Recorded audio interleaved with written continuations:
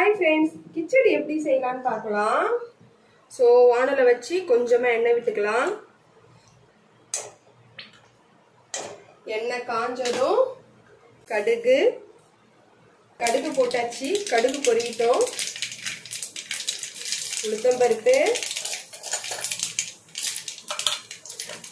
கொஞ்சமா கடலை பருப்பு கொஞ்சமா குண்டு உளுந்து சோம்பு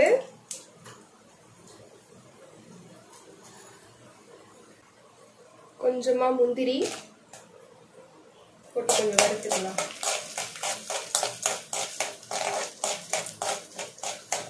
இந்த கலர் வந்ததும் வெங்காயம் பச்சை மிளகாய் கருவேப்பிலை இதெல்லாம் போட்டு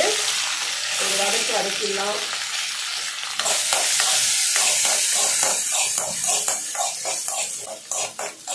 கொஞ்சம் வதங்கினதும் சின்னதா ஒரு தக்காளி போடுறேன் இதையும் போட்டு வதக்கிடலாம் கொஞ்சமா இஞ்சி பூண்டு பேஸ்ட்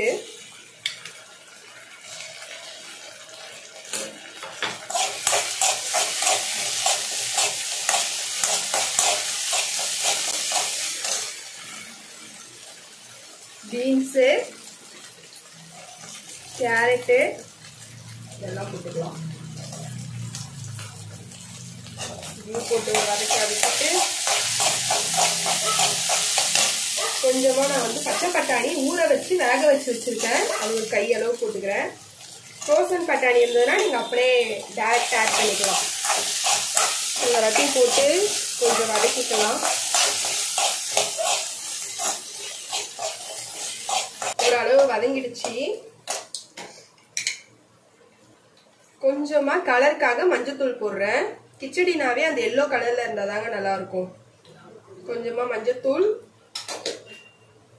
இப்பயே தேவையான அளவு உப்பு போட்டுக்கிறேன்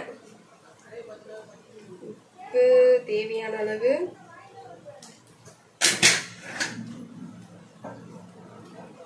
இதையும் போட்டு ஒரு கிண்டி கிண்டிடலாம்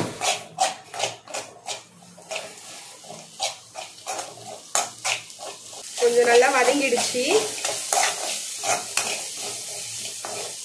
ரவைக்கு வந்து ஒரு டம்ளர் ரவைக்கு 2 டம்ளர் அளவுக்கு நம்ம தண்ணி வைப்போம் கிச்சடிக்குன்றதுனால ஒரு 3 டம்ளர் அளவு தண்ணி வைப்போம்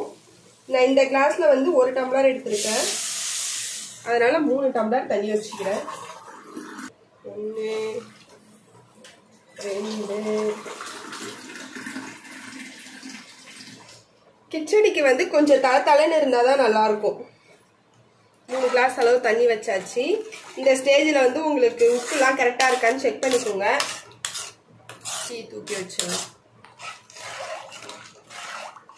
இந்த தண்ணி கொதிச்சு வரும்போது நம்ம பாதி வந்து வதக்கிறதுலேயே கேரட் பீன்ஸ் வந்து அரை வேக்காடு வெந்துடும் இப்போ மீதி வந்து கொஞ்சம் வெந்துடும் இதுக்கு வந்து கொஞ்சம் நறுக்குன்னு இருக்கணும் ரொம்ப குழைய வெந்துச்சுன்னா நல்லா இருக்காது ஓகே உப்பு கரெக்டாக இருக்கு ஒரு கொதி வரட்டும் நல்லா கொதி வந்துருச்சு இந்த ஸ்டேஜில் நம்ம கொஞ்சம் சிம்ல வச்சுட்டு இந்த டம்ளர்ல தான் நான் 1 டம்ளர் அளவு ரவை எடுத்திருக்கேன் 3 டம்ளர் தண்ணி ஊற்றினேன் கொஞ்சம் கொஞ்சமா நம்ம ரவையை போட்டு கிண்டிக்கலாம் கைவிடாம கிண்டிக்குங்க இல்லை கட்டி பிடிச்சிரும் அதான் கட்டி கட்டி ஆயிடும் கிண்டியாச்சு லோ ஃப்ளேம்லேயே இருக்கட்டும் இப்போ ரவை போட்டதும் தண்ணி உடனே இழுத்துக்கும் லோ ஃப்ளேம்லேயே வச்சு லைட்டாக இப்படி கிண்டி விட்டுருங்க இப்போ கட்டி படாமல் பார்த்தாச்சா இப்போ ஒரு தட்டை போட்டு அப்படியே மூடி வச்சிடலாம் ஒரு 5 நிமிஷம் அப்படியே இருக்கட்டும் லோ ஃப்ளேம்லேயே 5 நிமிஷம் இருக்கட்டும் ஒரு 5 நிமிஷம் ஆயாச்சு இப்போ நம்ம தட்டை எடுத்துடலாம் பாருங்க நம்ம ஒன்றுமே பண்ண வேணாம் அதுவே அழகாக வெந்து வந்துடும் ஸோ இப்போ நம்ம கிண்டி விடலாம் நல்லா தளன்னு ரெடி ஆயிடுச்சு பாருங்க இந்த ஸ்டேஜில் கொஞ்சமா கொத்தமல்லி போடுறேன் கொஞ்சமா நெய் விட்டுக்கலாம் கொத்தமல்லி போடும்போது அடுப்பு ஆஃப் பண்ணிட்டேன் இப்போ நெய் போட்டுக்கலாம் தாராளமா போடுங்க நெய் ரொம்ப டேஸ்ட் நல்லா இருக்கும் நெய் போட்டு போட்டாச்சு. அவ்வளோதாங்க, கிச்சடி சூப்பராக ரெடி ஆயிடுச்சு. இங்கே பாருங்க, அடியே பிடிக்கல பார்த்தீங்களா? சூப்பராக கிச்சடி வந்து ரெடி ஆயிடுச்சு. தலைன்னு இருக்குங்க, கரண்டியில் ஒட்டாது. இந்த மாதிரி நம்ம தண்ணி கொஞ்சம் எக்ஸ்ட்ரா வச்சு செஞ்சோன்னா இந்த மாதிரி இருக்கும்,